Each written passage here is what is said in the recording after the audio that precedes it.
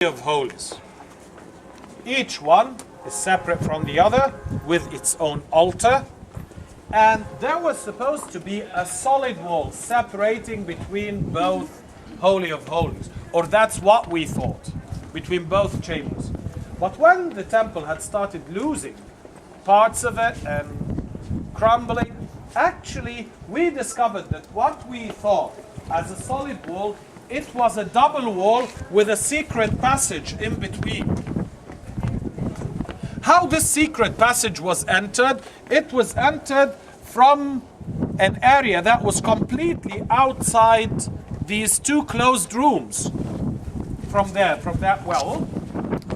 Underneath there is an underground tunnel that leads over here to this secret passage, because imagine, in those days, these were two closed rooms. Were two closed buildings with a wall separating between them, but no one knew that there were actually two walls, a double wall.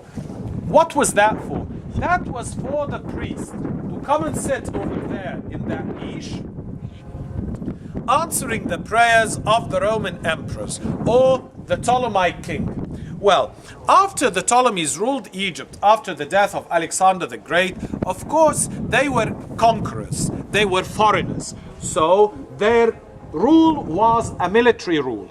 Every province had a military ruler and a military garrison, and this military ruler was called strategos, and he's the one who had to be Greek, and he had the real power. The civilian ruler, he had limited power, and they didn't mind that he could be Greek or even Egyptian. The priests, actually they were basically wanting to protect their interests and their taxation privileges. The temples were detaxed, and in the Greco-Roman times the temples not only became big production units, but every one of the priests was entitled to a portion of the income of the temple according to his own rank. So they even became more and more interested in protecting the detaxation privileges, because it had affected their incomes to the extent that the priesthood titles in those days were bought and sold.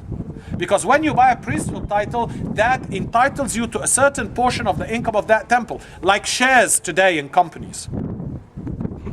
So basically they wanted to protect their economic benefits and interests. That's why they needed to impress these foreign rulers. Each one of them wants to feel it's prestigious for him that he would carry the title of the Pharaoh of Egypt. So they come with lots of preconceived ideas about the gods of Egypt and how powerful they are and how they talk to the kings and all that. So when he comes and prays over here, it would be a great honor that the god would talk to him. So he gained the title of a pharaoh, not just the title that was given to him. No, he feels that he had really earned it fair and square. So they give him the divine poison. The first one who they had done that thing with was Alexander the Great, when he went to consult the famous oracle of the temple of Amun Jupiter in Siwa Oasis, and asked them, we know very little about what had happened in there, but from what we know, he asked lots of questions about who had killed my father, King Philip the Macedonian, and the answers always used to come very vague and unclear. Like, your father is not immortal, your father is immortal. I am your father. And that's how Alexander the Great's ego really had swallowed after that visit, thinking that he's a real pharaoh and he's a descendant of the gods. Simply, when we went, and the temple of the famous oracle is still there in Siwa Oasis. When you go there, you will see the same double wall and the same niche where the priest used to sit answering Alexander the Great back. The same is